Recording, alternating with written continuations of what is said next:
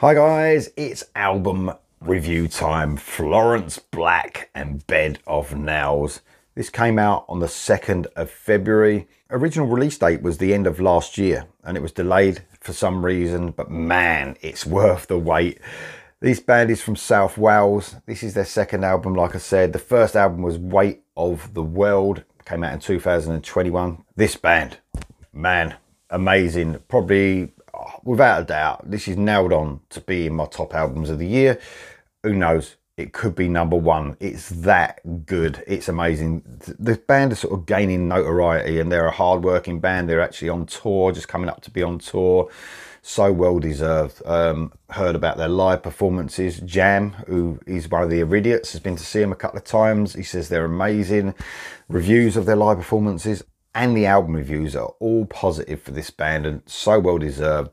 They really sort of run that line of being hard rock and metal. They veer more towards it, insert metal in certain songs, and then they drift back into that sort of hard rock as well.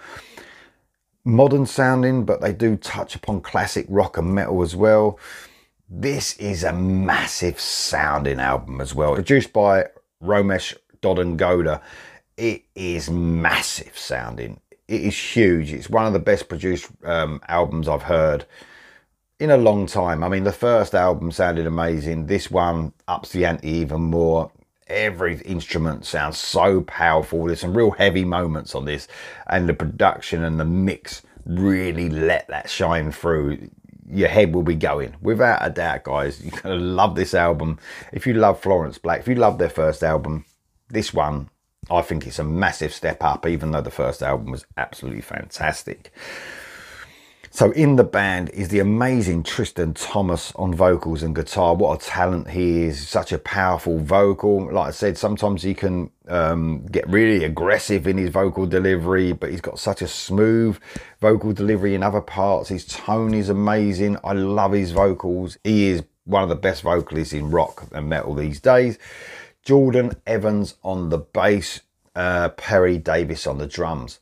Man, a three piece that are this heavy, and apparently, like I said, live they really ramp it up as well. I really think there's a bright future for this band. If there's any justice in this world, there will be. They sound like a stadium filling band, and I know they are getting popular, more and more popular all the time. But man, I wouldn't be surprised if they're filling stadiums in 5 years. I really wouldn't. They're that fucking good. This band are amazing. This album is just mind-blowing from start to finish. Okay, let's get on to my favourite tracks. There's quite a few of them. Start Again kicks this album off. This was a single. There's a lot of singles on this album. About 5 or 6 or something have been released so far because of the delay as well. So it's been quite a while hearing singles drip out, you know, on YouTube, and every one of them has been brilliant. So on this song, we get sort of a muted modern metal riff at the beginning, and the band crashes in. It sounds so tight, it sounds so heavy. The first huge chorus hits you and it's immediately infectious. If you had any doubt how great this band would sound on this second album, that's over when a huge sounding song hits you in just under 3 minutes as well. It's to the point, it's in your face, it's the perfect opening track. Another single, Don't Hold Me Down, is the next track I want to talk about. Instantly crashes in with another great riff. Tristan Thomas, the vocalist, sounds fucking great on this song. Chorus reminds me a little bit of Sun and Moon from the debut album, one of the hits off that album. Although probably a little bit heavier. There's an aggressive section that sees the band ultra heavy mode, like they sometimes hit before they return to that absolutely amazing chorus. Next track I want to talk about is Bed of Nails. This was the last single before the actual album released, and the title track, obviously. There's a Rammstein-esque riff with Tristan's powerful vocals sort of trading off with it in the verses. A huge soaring modern metal chorus, seeing the vocalist like flexing his aggressive muscles to add the heaviness of the song. The addition of synths here is really cool, and it adds to the overall atmosphere of this brilliant neck-breaking track. Then I want to talk about the next track is Taxman, an up-tempo sort of track, sees the band in full heavy rock mode. So groove-laden, this song. Although it's more towards the heavy rock side, Tristan Thomas doesn't hold back in his aggressive vocal delivery. A brilliant galloping track that has all the energy you want. The next track I want to talk about is Look Up. Another single. So there's quite a few singles at the front end of this album, but it doesn't mean the back end's bad. Man, it really doesn't. The band sort of get in touch with their inner AC/DC as they hit you with a fun rock and roll track that hits every single spot. The band groove, chug along on a track that you have any rock fan reaching for the repeat button. Is brilliant, absolutely outstanding. Another single I want to talk about, Warning Sign. A slight southern edge for me, and they sometimes delve into that very slightly. One of the catchiest songs I've heard the band record.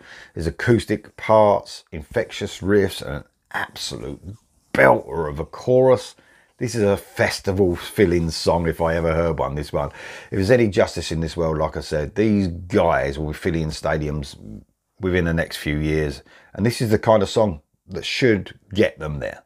The next track I want to talk about is Beautiful Lover. This is a great riffy rock track that shows the band's tight groove that they effortlessly possess. Tristan sounds amazing again as he has this sort of smooth tone throughout this song. His pronunciation as well is just perfect. You can hear every word he sings. He keeps in this sort of lower soulful tone in this song. It just shows you how versatile he is as a singer as well. The next track I want to talk about is The Way Home. That AC/DC influence is touched upon again here with a sort of busy rock and roll riff that has that beating around the bush sort of feel for me, AC/DC vibe. It's energy infused rock and roll to the max. The solo has a real sort of classic rock feel as well that fits perfectly in the feel of the song. Be an excellent live track as well. The next track I want to talk about is Solid 9. Maybe fighting for the best song of the album at the moment. It's absolutely amazing. It's one of the standout tracks anyway, for sure. A track that resembles the brilliant Black Cat song from the debut, I would say. The band sound fucking amazing. They literally hit you with everything but the kitchen sink, including another standout chorus. It's a riff fest, this one. It's amazing as the song is over before you know it at the 2:30-minute mark. They don't fuck around sometimes. Amazing song. And then the last track I want to talk about is Back to the End. I think the band chose the wrong title here. It should say Back to the Beginning, because that is what it makes you want to do. You want to just switch back to track 1 because that's what it makes you want to do this album. It's just outstanding. I don't say that much about albums. I really don't. I think I've said it a handful of times over the years when I'm reviewing albums, but that's how special I think this album is. This song is a ballad. It's a fitting ballad as well, as acoustic guitars share the song with understated electric guitars. The perfect place to put a ballad right on the end of the album. Tristan Thomas's emotional vocal performance are the icing on the cake as the feels run really high here. Again, for me, there's that slight southern edge that they sometimes possess on this song. There wouldn't be a better way of finishing an album off. Album of the year contender for sure.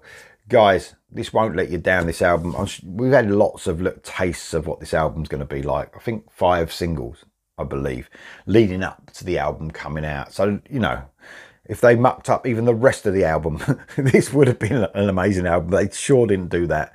Such a solid album. Love it. Absolutely love it. I've blown away when I first heard this album. I've heard it a couple of times now and I can't wait to play it again. Bed of Nails by Florence Black. Guys, if anyone deserves to be big, the next big thing, I think it's these guys. Let me know what you think though in the comments below, and I'll see you soon.